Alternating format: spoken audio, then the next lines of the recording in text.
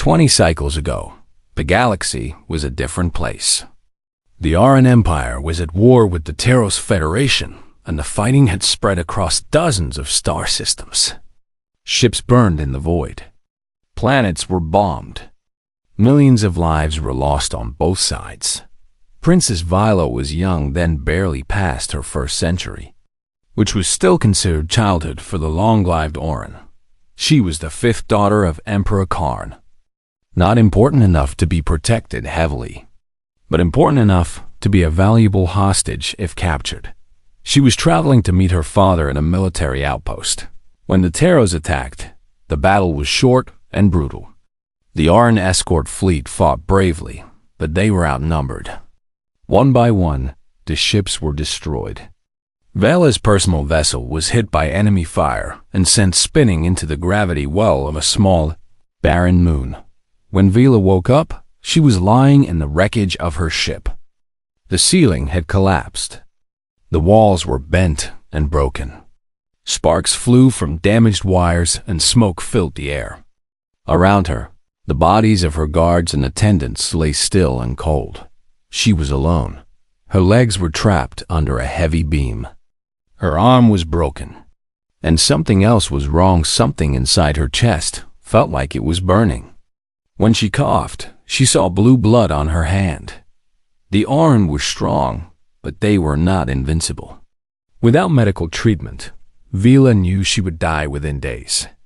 Maybe hours. Her ship's communication system was destroyed. Her distress beacon was crushed.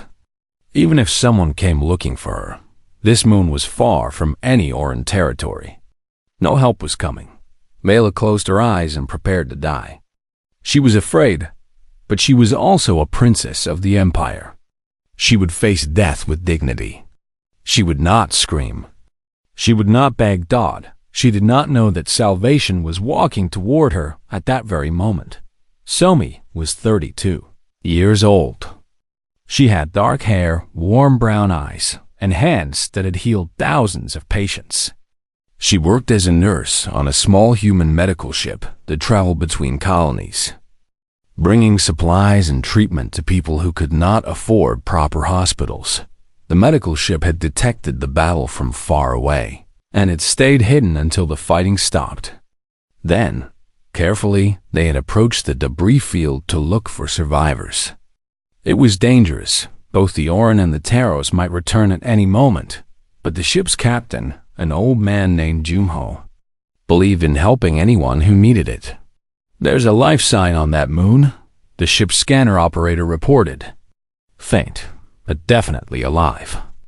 One being, Captain Junho, looked at the data and frowned. "That's Oran life signature," he said. "The Oran are not friendly to humans. If we save one of them, they might reward us, or they might kill us for seeing them in a moment of weakness." The crew debated for several minutes. Most of them wanted to leave. The Oran were dangerous. The Oran did not care about smaller species. Helping an Oran could easily get them all killed. But Somi spoke up. "If that person dies because we were afraid, we are not healers," she said. "We are just cowards with medical supplies. I did not become a nurse to let people die when I could help them." Captain Junho looked at her for a long moment. Then he nodded. "Take a shuttle," he said. "Be quick. If the Oran or the Taros return, we will have to leave you behind." Somi did not hesitate. She grabbed a medical kit and ran to the shuttle bay. The moon's surface was covered in sharp rocks and fine gray dust. Somi landed her shuttle near the crashed Oran ship and approached on foot, her medical kit heavy on her back. The ship was completely destroyed, a twisted mass of metal and broken technology. She had to climb through gaps in the wreckage to get inside. She found Vala in what had been the main cabin. The Oran princess looked terrible. Her pale blue skin had turned gray. Her silver eyes were dull with pain. Blue blood pooled beneath her body, spreading slowly across the floor. When Vala saw Somi, she tried to reach for a weapon, but she was too weak. Her hand fell back to her side. "Human," she whispered. The words sounded like a curse in her mouth. "I am a nurse," Somi said calmly. She knelt beside the princess and began examining her injuries. "I am here to help you." "Why?" Vela asked. "Humans have no reason to help the Orn. We have never helped you." "You are hurt," Somi said simply. "That is reason enough." She worked quickly. The beam trapping Vela's legs was too heavy to move alone, so she used a small cutting tool to slice through it. The princess screamed when her legs were freed. The bones were cracked, and moving them was agony. But Somi could not stop.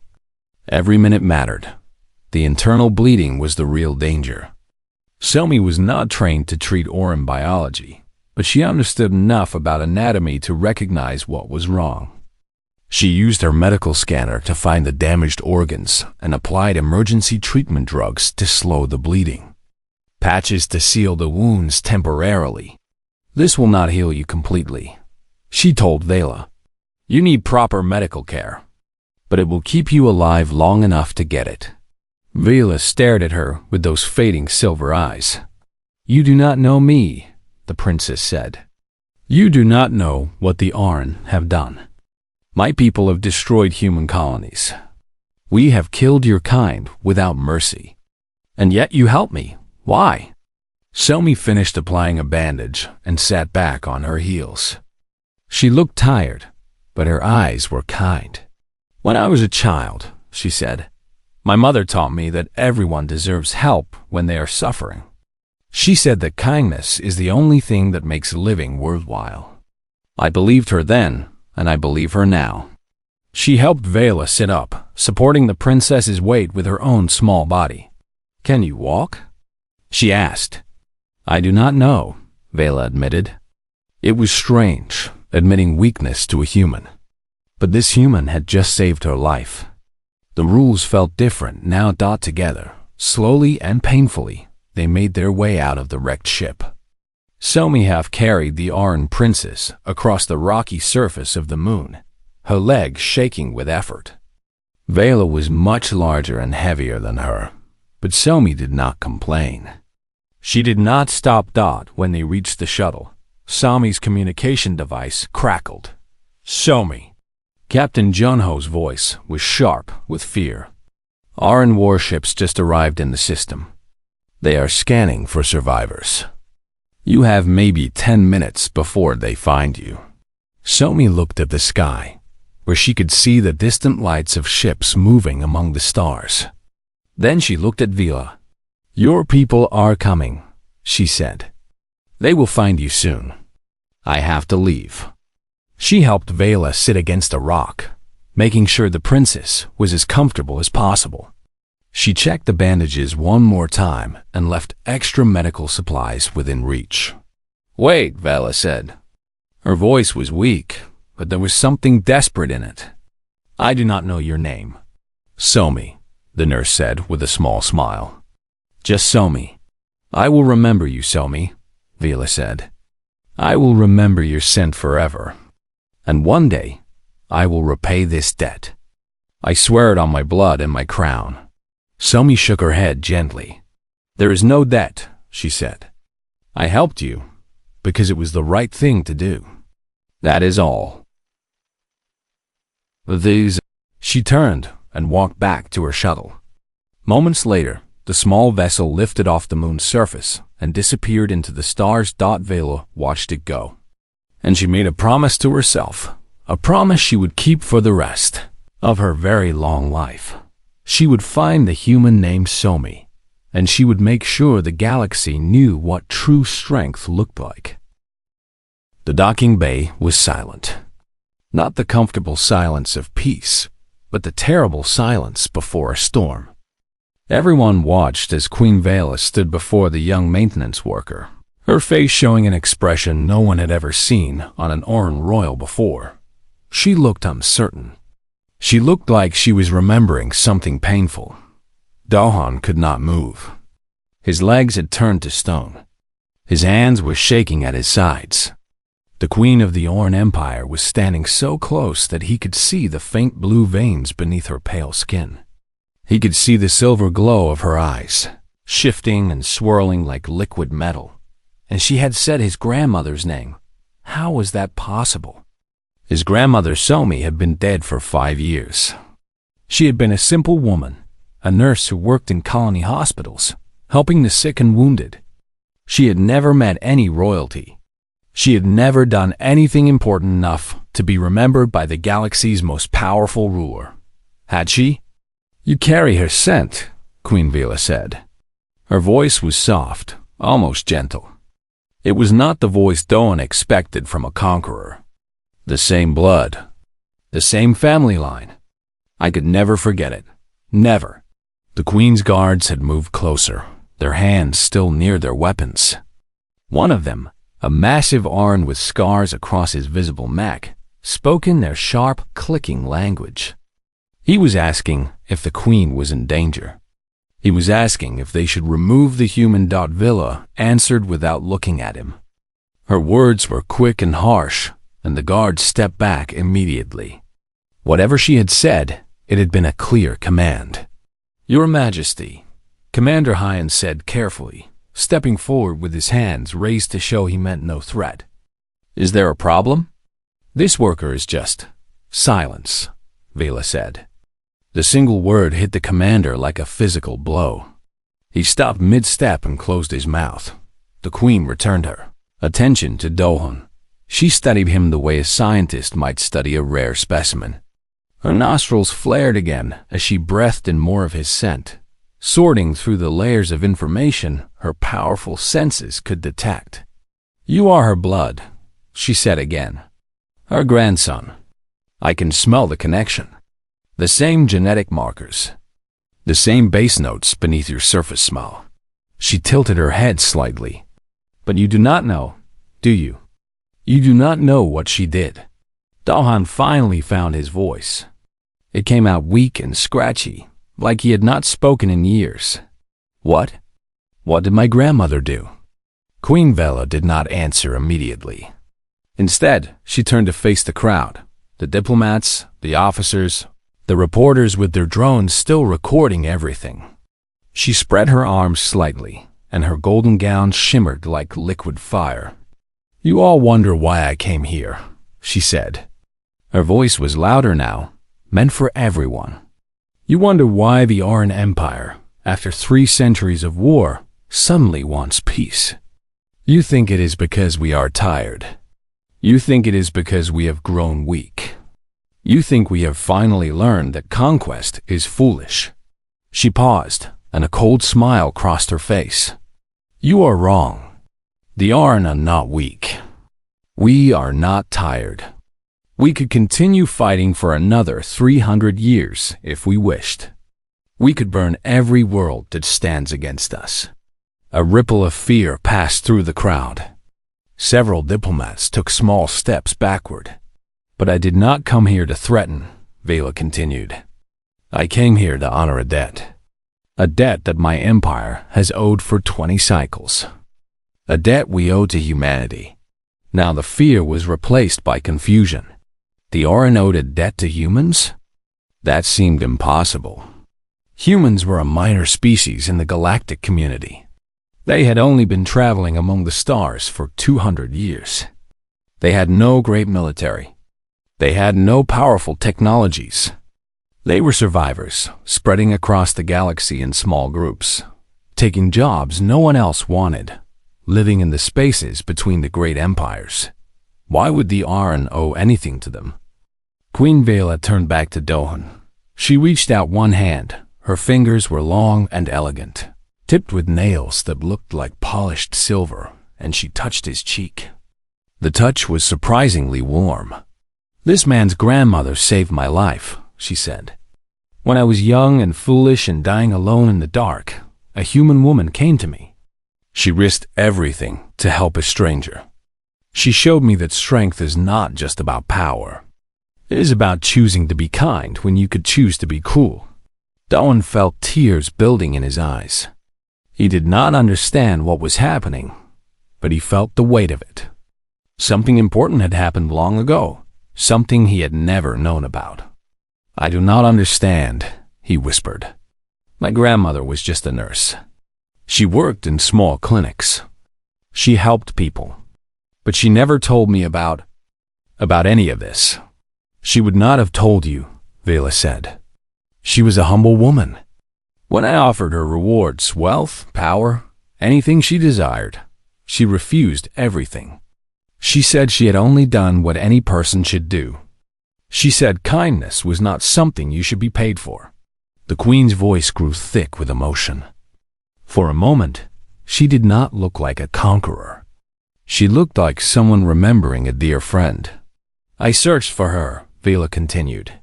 For 20 cycles, I sent agents across the galaxy to find her. I wanted to thank her properly. I wanted to repay what she had given me. But humans are difficult to track. You move so often. You change your names. You blend into the background of every society you enter. She stepped back from Dawn, but her eyes never left his face. 3 cycles ago, I finally found her trail. But I was too late. She had died from a simple illness on a small colony world. I never got to thank her. I never got to tell her that her kindness changed the course of an empire. The crowd was absolutely still. No one dared to speak or even breathe too loudly. But now I have found her grandson, Vela said. He carries her blood. He carries her scent. And through him, I will finally pay my debt. She turned to face her advisors and guards. And when she spoke again, her voice was the voice of a queen, powerful absolute. Impossible to disobey. Prepare the ceremony of blood honor. This human and his entire species will be recognized under the ancient laws. From this day forward, humanity is under the protection of the Oran throne. One of the advisors stepped forward, her silver eyes wide with shock. Your Majesty, the ceremony of blood honor has not been performed in 800 years. The council will object. The noble houses will obey their queen, Vela said coldly, or they will face the consequences of disobedience. This is not a request. This is a royal command. The advisor bowed deeply and stepped back. Dohan stood in the middle of all this, completely overwhelmed. An hour ago, he had been fixing a leaking pipe. Now he was apparently at the center of a galactic political event that would affect every human in existence. What did she do? He asked, his voice barely above a whisper. Please, Your Majesty, what did my grandmother do to earn this? Queen Vela looked at him, and for just a moment, her cold royal mask cracked. Beneath it, he could see someone who had been young once. Someone who had been afraid. Someone who had been saved. She walked through fire for me, the Queen said. And now I will tell you the story. The stars outside Galactic Station Harmony looked like scattered diamonds against the endless black of space. Thousands of ships came and went every day, carrying traders, diplomats, and travelers from 100 different worlds. But today was different. Today, the station held its breath. Queen Vela was coming. The Oran Empire stretched across 40 star systems. Their ships were fast, their weapons were strong, and their armies were feared by everyone in the galaxy. For 300 years, the Oran had fought wars with their neighbors. They took what they wanted. They crushed anyone who stood against them. And at the center of all this power sat Queen Vela, ruler of everything the Oran touched. But something had changed. After decades of war, the Queen had agreed to peace talks. No one knew why. The galaxy whispered with rumors and questions. Why would the most powerful empire in known space suddenly want peace? Station Commander Hyon watched the main screen in the control room. His hands were sweating. He was 52 years old and had served on Harmony for 20 years, but he had never been this nervous. The Queen's ship was approaching a massive vessel shaped like a curved blade. Black as night with golden lights running along its edges. All sections report ready, said his assistant. A young woman named Yuna. She looked calm, but Hyan could see her fingers trembling slightly as she checked her tablet. "Good," Hyan said. "Remember, everyone stays calm. We treat the Orin with respect. No sudden movements. No loud noises. And for the love of everything sacred, nobody stares at the Queen."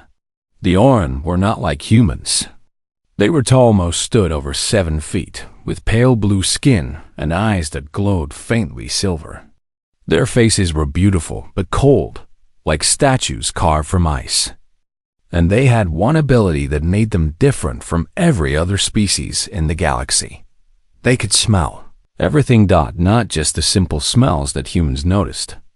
The Orin could smell fear, happiness, lies, and truth. They could smell sickness before it showed symptoms.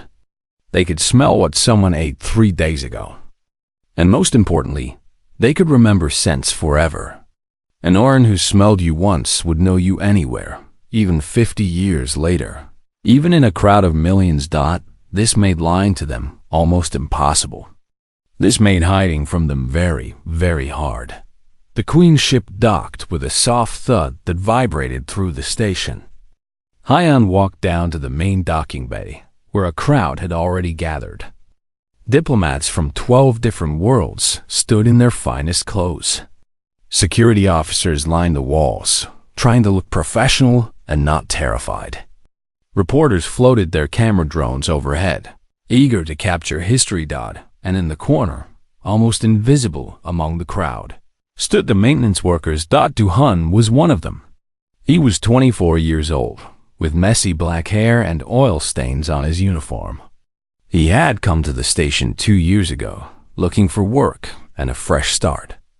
Now he fixed broken pipes, cleaned air filters, and did all the jobs nobody else wanted to do. He was nobody important. He was just another human trying to survive in a galaxy full of wonders and dangers. He should not have been in the docking bay. Maintenance workers were supposed to stay in the back sections during important events. But Dahan's supervisor had sent him to fix a leaking valve near the entrance, and he had not finished in time. Now he was stuck, pressed against the wall, hoping no one would notice him.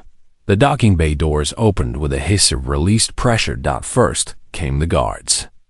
12 Orin warriors in black armor, their faces hidden behind helmets that looked like screaming demons. They moved in perfect formation, their boots striking the floor in unison. Each one carried a curved blade at their hip and a plasma rifle on their back. Then came the advisors. 6 Orin in flowing robes of deep purple, their silver eyes scanning the crowd with cold calculation. They were the thinkers, the planners, the ones who turned the Queen's wishes into reality. And finally, she appeared. Queen Vela was not the largest Orin, but she was the most beautiful. Her skin was pale blue like moonlight on water. Her silver eyes burned with an ancient light. Her white hair flowed behind her like a river of silk, reaching down to her knees. She wore a gown of shimmering gold that seemed to be made of liquid metal, shifting and flowing with each step she took. She moved with the grace of a predator, each motion smooth and controlled. When she looked at someone, they felt like prey. When she smiled, it was the smile of a creature that knew she could destroy everyone in the room if she wished. The crowd bowed. Every diplomat, every officer, every reporter, they all bent at the waist and lowered their eyes. This was protocol. This was survival. Doan bowed too, even though he was just a maintenance worker hiding in the corner. He kept his eyes on the floor and tried to make himself as small as possible. Queen Vela walked forward. Her guards and advisors spread out behind her. Station Commander Hyan stepped forward to greet her, his prepared speech ready on his lips. "Your Majesty, on behalf of..." The Queen stopped. It was sudden, like a machine that had lost power. One moment she was walking, and the next she was frozen in place. Her silver eyes went wide. Her nostrils flared. Her lips parted slightly as she drew in a long, slow breath. Everyone else stopped too. The guards reached for their weapons. The advisors exchanged worried glances. Commander Hyan's words died in his throat. Queen Vela turned her head slowly, like a hunter tracking prey. Her gaze swept across the crowd past the diplomats in their fine clothes, past the officers in their uniforms, past the reporters and their drones. She was looking at the corner. She was looking at the maintenance workers, Don. She was looking at Don. The young man felt his heart stop. He forgot how to breathe. The most powerful being in the galaxy was staring directly at him, and he had absolutely no idea why. Queen Vela took a step toward him. Then another. Her guards tried to follow, but she raised one hand and they froze in place. She walked alone, her golden gown trailing behind her, her silver eyes locked on the terrified human in the dirty uniform. She stopped 3 feet away from him. She leaned forward. She breathed in deeply, drawing his scent into her lungs. And then, for the first time in recorded history, Queen Vela of the Oran Empire spoke a human word. Somi, she whispered, Doan's grandmother's name. Doan stood in the center of the docking bay, his heart pounding so hard he thought everyone could hear it. The story Queen Vela had told, the story of his grandmother's courage, echoed in his mind, like a beautiful song he was hearing for the first time. His grandmother, his quiet, humble grandmother, who had spent her whole life helping people in small clinics and colony hospitals. She had never talked about adventures or heroic deeds. She had never mentioned saving anyone important. She had just been grandmother. Warm hugs. Hot soup when he was sick. Stories about his mother when he was sad. And all along, she had been carrying this secret. I had no idea, he whispered. Tears were flowing freely down his face now, and he did not care who saw them. She never told anyone. Not even my mother. Queen Vela nodded slowly. Her silver eyes held a deep sadness. That is why she was remarkable, the queen said. She did not want praise. She did not want rewards. She simply wanted to help, and then she wanted to continue living her quiet life. There are not many beings in this galaxy who would do such a thing without expecting something in return. Commander Hyan stepped forward carefully. He was still nervous, but curiosity was winning over fear. Your Majesty, he said, if I may ask, what happened after that day? How did you become queen? Vela turned to face him. Some of her cold royal mask returned, but there was still warmth beneath it. When my father's ships found me, she said, I was barely alive. The human nurse's treatment had kept me breathing, but only just. I spent 3 cycles recovering in the medical chambers. The doctor said it was a miracle I survived. She began to walk slowly, her golden gown trailing behind her like liquid sunlight. The crowd parted to let her pass. During that time, I thought about what had happened. A human, a member of a species we considered unimportant, had risked her life to save me. She had not asked for anything. She had not tried to take advantage of my weakness. She had simply helped because that was who she was. Vela stopped beside a large window that looked out into space. Stars glittered in the endless darkness. My father died in the war 2 cycles later. My older sisters fought among themselves for the throne. Many died. Much blood was spilled. When the fighting was over, I was the only one left.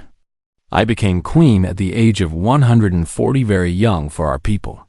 She turned to face the crowd again. And the first thing I did was end the war. Not because I was weak. Not because I was tired. But because I had seen what true strength looked like. It looked like a small human woman carrying someone twice her size across a barren moon. It looked like kindness without expectation. It looked like Somi. A murmur ran through the crowd. This was not the Oran that the galaxy knew. The Oran were conquerors, warriors, destroyers. They did not talk about kindness. They did not honor members of lesser species. But here was their queen, standing before them all. telling them that a human had changed her heart. One of Vila's advisors approached and bowed deeply. "Your Majesty," she said, "the ritual chamber has been prepared. We can perform the ceremony of blood honor whenever you are ready." Vila nodded. "Good, bring the human." Two guards approached Dohon not roughly, but firmly. He looked at them with wide eyes. "Wait," he said. "I don't understand what's happening. What is this ceremony? What does blood honor mean?" Vala walked toward him, and her expression softened. "Do not be afraid," she said. "The ceremony will not hurt you. It is a ritual from ancient times, when the Auran were young and still believed in debts of honor. When someone saves an Auran's life, that person and their entire bloodline is granted special status. They become untouchable. Any Auran who harms them faces death." Dawn swallowed hard. "And you want to do this for me? For my family?" "Not just for you," Vela said. "For all humans. Your grandmother did not just save my life. She taught me that there is good in the galaxy, good that cannot be conquered or bought. I will extend that protection to every human, everywhere. It is the least I can do to honor her memory." The walk to the ritual chamber felt like a dream. Dohan followed the queen and her guards through corridors filled with watching eyes. Diplomats, officers, and workers all stopped to stare. Word was spreading fast. By tomorrow, everyone in the galaxy would know what was happening. The ritual chamber was a large room that had been hastily converted from a conference hall. In the center stood a small platform with two circles carved into the floor, one for the queen and one for the one being honored.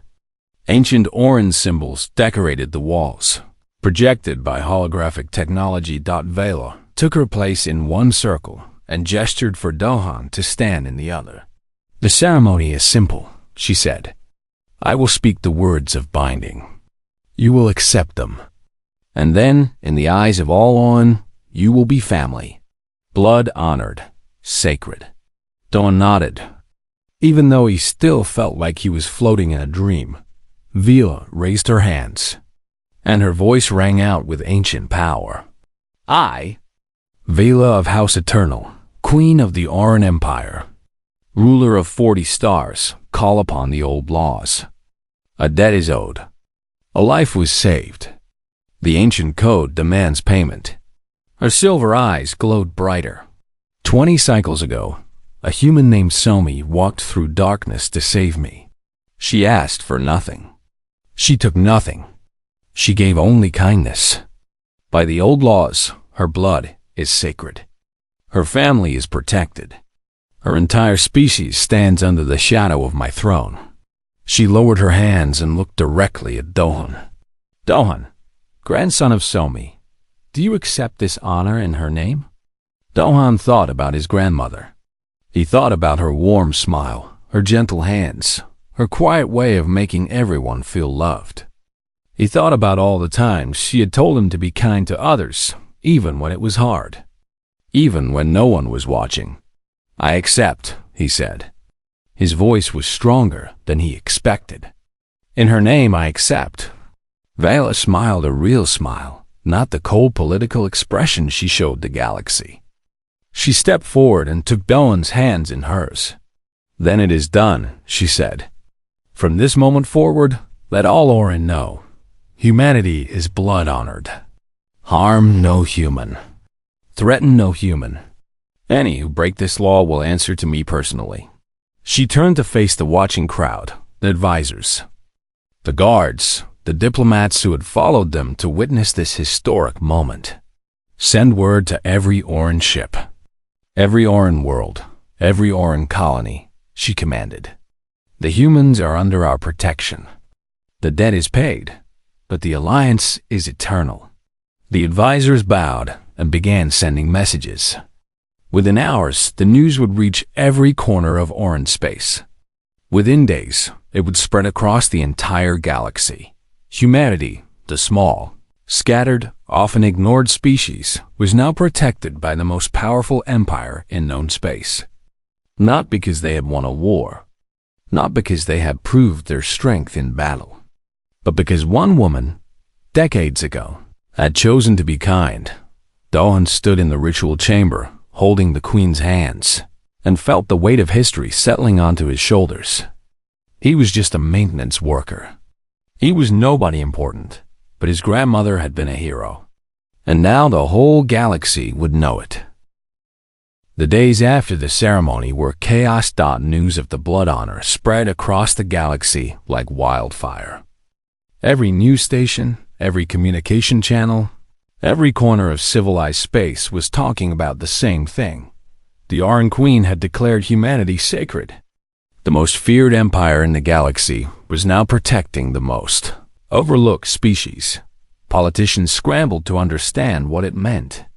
Military commanders revised their strategies. Traders saw new opportunities. And humans scattered across thousands of worlds, often ignored and sometimes mistreated, walked a little taller. Dohan watched it all from his small room on Galactic Station Harmony. He had been given better quarters, now a private space with a window that looked out at the stars. The station commander had insisted. How could they make the blood-honored guest of the Oran Queen sleep in the maintenance workers' dormitory? But Dohan did not feel like a hero. He felt like a man who had stumbled into a story much bigger than himself. A soft knock came at his door. When he opened it, he found Queen Vela standing there, alone.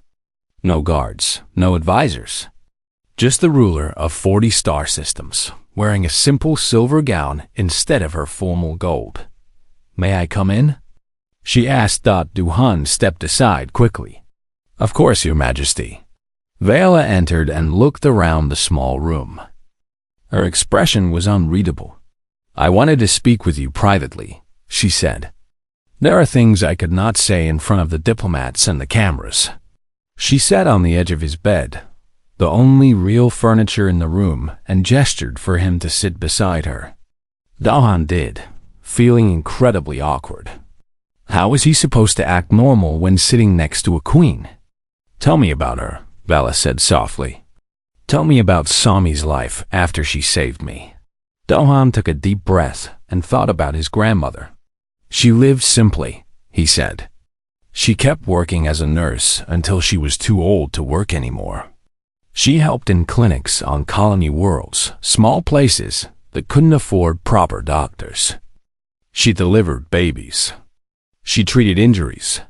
She held people's hands when they were dying." He smiled sadly. "She used to tell me that everyone deserves care, no matter who they are. She said the universe is cold and dark, and the only thing that makes it bearable is when people are kind to each other." Vela nodded slowly. "That sounds like her. Even in those few hours we spent together, I could see that she believed in kindness with her whole heart." "Did she ever seem afraid?" Dohan asked. "When she came to save you, I mean. The way you described it, walking into a war zone, approaching an alien species that could have killed her, wasn't she scared?" Vela was quiet for a moment. "Yes," she said finally. "I could smell her fear. Humans cannot hide their emotions from us." She was terrified. Her heart was racing. Her hands were shaking slightly when she worked on my injuries. Dohan frowned. "But she did it anyway. That is what made her brave," Vela said. "Courage is not the absence of fear. Courage is doing what must be done, despite the fear. Your grandmother was one of the bravest beings I have ever met." They sat in silence for a while, watching the stars through the window. Ships came and went, their lights blinking like fireflies in the darkness. "What happens now?" Dohan asked. "I mean, for humanity." "For me," Vela turned to face him. "For humanity, everything changes. You will have our protection, our trade agreements, our technology sharing. No species in the galaxy will dare harm you now, not with the Orange standing behind you. Your people will flourish. They will grow stronger. They will become important voices in galactic politics." She paused. "For you personally, that is your choice. You can return to your old life if you wish. The maintenance department of this station would certainly welcome you back. Or you can take a different path. What different path? Vila's silver eyes gleamed. I want to build a memorial for your grandmother.